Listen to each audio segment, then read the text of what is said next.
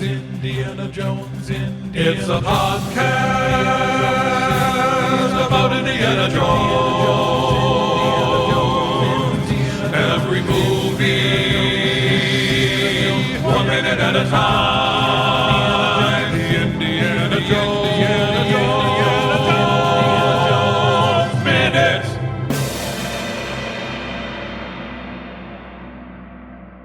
Welcome back to the Indiana Jones Minute, the podcast in which we get to the heart of Indiana Jones and the Temple of Doom 1 minute at a time. I'm Tom Taylor.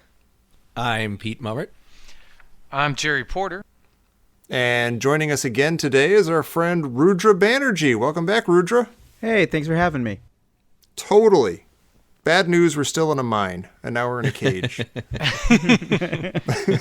I hope you don't feel like you've been sold a bill of goods.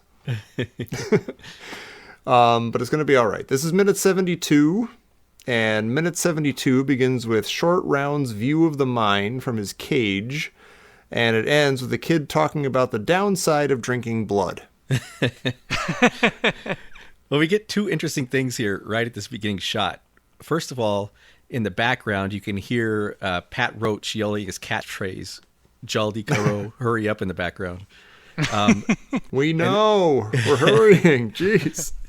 And then at the same time, the camera, for the first time that I can think of, pulls back, like past over Short Round's shoulder.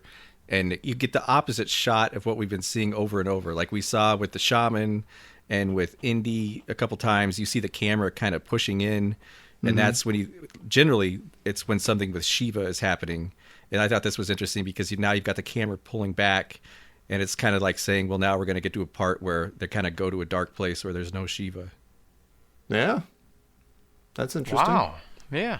Well, you mentioned a cage, Pete, or Tom, actually, both of you guys. And when I think about dungeons, they are almost always underground. And there's a reason for that, because unless you tunnel your way out of a dungeon, you know, if you escape your prison cell, you have to navigate the whole castle or Death Star, you know, unnoticed to successfully escape. But now, and we just established that, you know, there's a conspicuous entrance to the Temple of Doom mine, you know, this hole in the ceiling. And this is an elevated jail cell. It's just, I feel like it's just giving the prisoners the ball at the 50-yard line. It's just like they're halfway home, you know what I mean? Yeah. It's just like, it's just poor prison design. And the other thing is, like with prisons, you know, the solitary confinement is what drives you insane. But this cell is perched above all the entertaining hubbub. Yeah. You know, it's Right. like just being imprisoned at the water cooler. Well, this seems like a holding pen for specific. I was trying to figure this out. This seems like these kids and Indy are like they're lining up for like Kali blood drinking. Like they've been They're singled cute. out for that or something. Yeah. So, okay, so you don't think this is the main dungeon? No. I think this is you know. Oh, I will say, if you've ever been to Alcatraz here right in the middle of San Francisco Bay, it was like notorious prison back in the 20s and 30s. And the very worst part of the prison, like the very worst offenders, would be sent to solitary confinement. And that was the only part of the prison where the windows faced San Francisco. And they could actually hear people on the waterfront, you know, like at parties or whatever. And they said for most of the prisoners, that was the most agonizing part, is they could hear people living their lives and having God. fun, but they knew they would never see it or they couldn't get to it. So maybe this is intentional. Yeah, so these kids are like, oh, I could be down there in the mines. I could be whipping that getting whipped. kid. God, I'd love to be working. Look how much fun they're having. It's like the Seven Dwarfs. I don't know how good I had it. I mean, Now Short look at Round him. does seem to be really engaged. Look at him watching he's that. Wow. Yeah. The look on his face is 100% the look that my son gives me. So it's like, you know, and he sees something amazing. Can I be a slave, Dad? It was awesome. If you play your cards right, son. I mean, it's like, you know, perched over like Grand Central Station of the mine. Yeah. Yeah. Yeah. Oh, it's just a fascinating tableau. Like you could watch this for hours and just be completely entertained. Yeah. Well, yeah, that was my point. But yeah, it doesn't seem like they're here for like punishment. It feels like they've been Okay. sequestered as they are going to, like, everybody here, it sounds like, is due for some Kali blood. Like that's what it's like. The one kid is saying, "Oh, now I'm gonna drink the blood of Kali and stuff," and we find out later that Indy's getting it, and I don't know. I guess it doesn't really come up with Shorty, I guess, but it seems like they're they've been culled from the herd for some reason. Sure. I don't know. Yeah, none of them have drunk the blood yet. Right. Which That is we weird know because the kid, I'm jumping we ahead a know, little bit, but the kid is like, now I got to drink the blood of Kali and I'm going to become like, why don't they, it seems like only a few people do drink it or are going to drink it or something, but like, why don't they just give it to every single one of the kids who's a slave and keep them, or maybe because, then they wouldn't have to whip them and then they would be bored. Well, who has had the Kali blood? Like, because these kids are too young to be guards. Like, Yeah. why are are these kids really getting it, or are they just plants? Like, are they just there trying to make him feel worse? I think they were planted there by the screenplay. But why would you give these kids Kali blood? I got a lot of questions. I don't know. I'm under the impression that every single kid or person in the mine has drunk the Kali blood. Oh, really? By the way, yeah. So you think the whipping is just like to keep the human body going in the black sleep? Yeah, maybe. Like, right? It's like, you're not whipping their spirit. You're not like, you're lazy. It's just like, keep going, human It's a little body. prod. Yeah. And so that's why it comes with the catchphrase "hurry up." Oh yeah. Right. You don't have, there's no motivation required at that point. Right. Well, because the kid says that he's like, oh, you become like them. And he sort of like, nods his head toward, just down, like to the big room filled with people. But like, you don't know if he's talking about the slave kids or the guards or what. It's very unclear.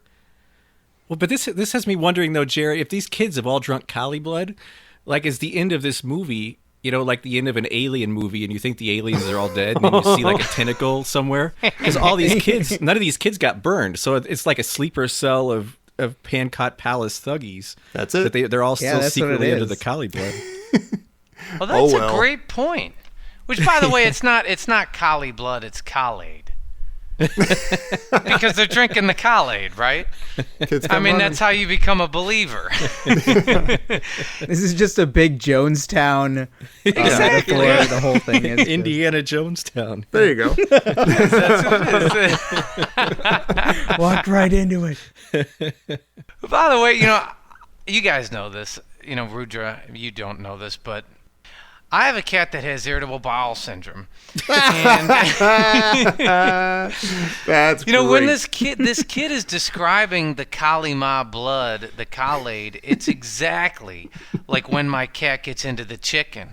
He says, "We'll be alive, but like a nightmare. You eat chicken, you don't wake up from nightmare." That's all I could think of when that kid's saying that. Oh, really? Because all I can think of when that kid says, so I'm glad someone brought up aliens, because when I hear that, I'm like, most newt delivery. Oh, of any- yeah. Right? Mostly. 100%. Like, they mostly come at night, mostly. and it's like, you're like poor man's newt. Yeah. It's not as good exposition, but And can I just state the obvious? Like, these kids speak remarkably good English. It seems a little random to me. Maybe they're all Anglican. Maybe. Yeah, they got lost from a field trip or something. Although we are in, like, it is like completely ruled by the British at this point, so maybe That's true. that might That's actually true. make more sense. You Yeah. should never do a podcast with Pete. No, we'll set you straight every time. Yeah, you're gonna get admonished on the air. Well, I got one where people can admonish me. We have a yeah, you direct do. callback to Shorty saying his real name in the shaman's hut. Oh, really? Yeah, Shorty runs Yeah. when Indy comes in, and they kind of like Bespin style. The two guys bring him in and put him in the hand shackles. And Shorty runs up to him and says, "Dr. Jones, I keep telling you, you listen to me more, you live longer." Yeah. Which is, almost a direct callback to "You listen Suwamu, you live longer." Yeah, somebody in the Listeners Crusade was like, "You dummies! He's just saying you listen to me more." Like he said, like whatever. I forget exactly. He the said you quote. listen short round more. Yeah, it's exactly what he says, and like we were like muddling around, like I don't. Maybe his nickname is Sawamu, or maybe he's talking about a guy named Sawamu. I don't know. Well, I'm still Team Suwamu. I'm not convinced yet. But. I'm Team Me More. I think He worships at the altar of Me More. Listen, yeah, Me More. His given name is Me More. So, but this is driving me nuts because he says, "I keep telling you, you listen to me, you live longer," and I'm like, what the living hell is Short Round talking about? Yeah. Like, where was Shorty's warnings and reproaches? Yeah, what didn't Indy listen to? Yeah, and here's the other thing. Like, he was 50% of that diamonds verbal avalanche. Yeah, I did listen to you, Shorty. I almost got killed. Yeah, Thanks for like, nothing. when was he like, hey, look, you shouldn't go down to that altar and take those Sankara stones. We don't Indy, know I'm what's worried behind about there. you. Yeah. But see, I like this because it is exactly like a kid thinks. Because that one scene, he's like, "Bad news coming," and he keeps trying to grab his arm. And for him, in his mind, he warned him over and over and over, and Indy just didn't That's listen. so accurate. That's hilarious. Bad news coming is one thing, but he hasn't said anything about bad news since they got into the Temple of Doom. As a matter of fact, he's the who opened that door with the googly eyes coming out. Right.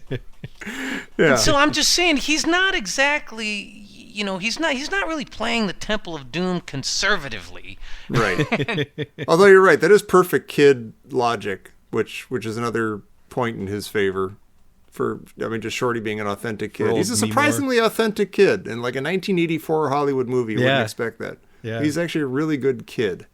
Like an actual kid. It still doesn't make any sense. I mean, he never reproaches Indy about like, you listen to me, I told you so. Right. And you know what? No one wants to hear that when you're brought into a cage. Yeah, I'm in Shorty, I'm in chains. I'm in chains, Shorty. Yeah. Wouldn't you be asking, like, why the hell aren't you in chains? Yeah. Like, these other two kids are, like, totally downtrodden and beaten up by life, right? They've given up. They're going to drink the blood. But then Shorty's, like, not in manacles. Also, those manacles are, like, so they have, like, adult manacles. Yeah. Ready to go, and they're like, let's queue up the line of children for the Kali blood. Right. Well, they didn't have any kittacles, only manacles. Oh, but of course. Yeah. Wow. Yeah, sorry. I don't have any problem with that. That was nice. Is it mean or wrong to be super annoyed with this first kid who starts talking about, like, please let me die? The kid that's like 45. No, I was like sold. It's a 45-year-old woman. Yeah. It's like Indy and Shorty are having this moment. He's like, please let me die. Like, kid, no one's talking to you. What? Okay, let's talk about you now. What's up? You want to die? Okay, good. Well, I was wondering just what's with all the meditations on death in this movie?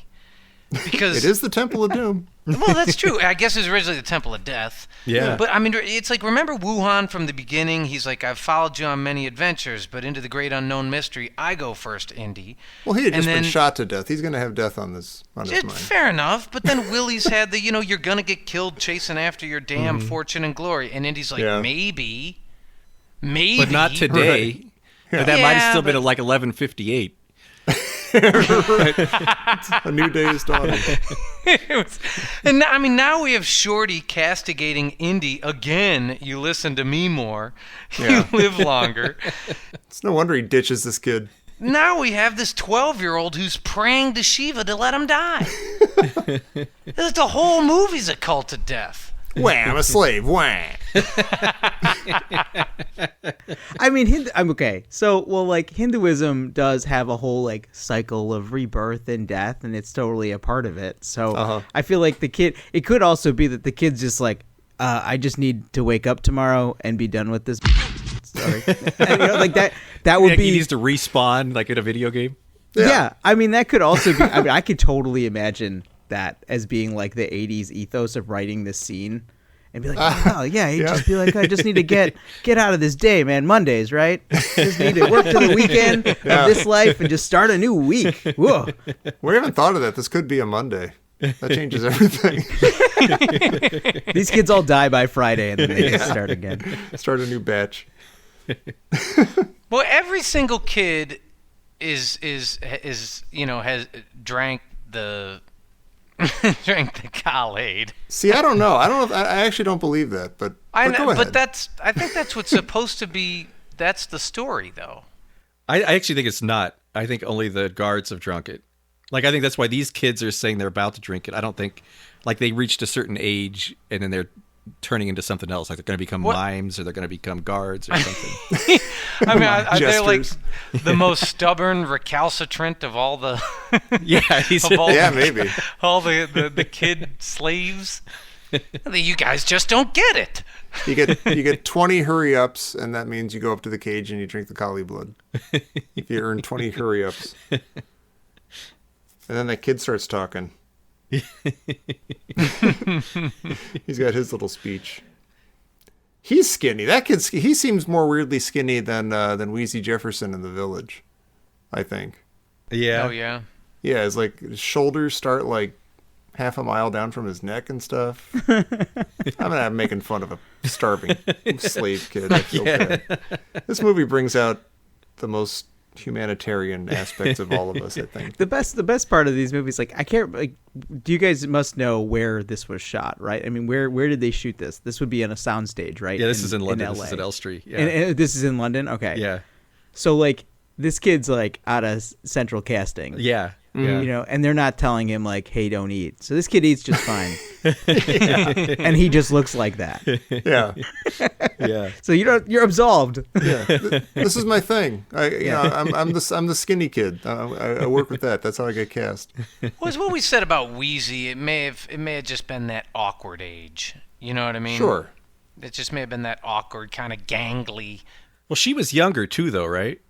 Yeah, she did seem younger, yeah. Like, these kids seem more like close to getting to teenage years. Listen. I mean, if Short Round is 7, then these kids are That's like true. 2. That's how old Short Round is? He's 7? No. According to the internal math of the movie, he's 7. I don't think the screenwriters probably actually intended for him to be 7, but yeah, I don't know. Well, he's a world weary 7. He's been on the streets. Well, do you have anything else for 72? Oh, this just in from Professor Christy Porter.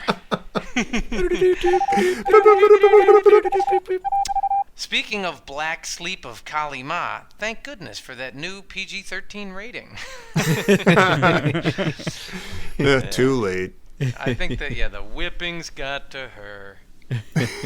Poor Chrisser. Kid beatings. Well, on that note, Rudra, thank you again for coming to join us for these couple of sick, sadistic minutes. Yeah, it was a real pleasure. I hope it has helped you purge some of your childhood demons. Oh, yeah. Thank you very much for the opportunity to expound in length about that. We provide a service. And where can people remind the people where they can get in touch with you if they need to? Sure. So on Twitter, you can find me at Rudra Banerji, RudraBanerji, and you can tell me how I got it all wrong here. Can't wait to hear. Maybe you'll start a like a support group of kids who grew up, of Indian background, having to see this movie and deal with it and stuff. Indian American millennials. Yes, exactly. Yeah, that's everybody. Yeah, maybe. And Jerry, where can all the every kind of millennial, hipster, American, et cetera, geek, nerd come and find us? Oh, it's just like the Temple of Doom. We borrow from all sorts of different religions. We're a melting pot. They should come and visit us at the Indiana Jones Minute Listeners Crusade on Facebook, where we have all sorts of discussions about what other cultures we can make fun of and demean and ruin their generations of kids. And or you can call us on 724-LOST-ARK, the Indiana Jones hat line, and leave us a message there as well. And please come back next time for minute 73 of Temple of Doom here on the Indiana Jones Minute. Me more? His name's Meemore. Meemore.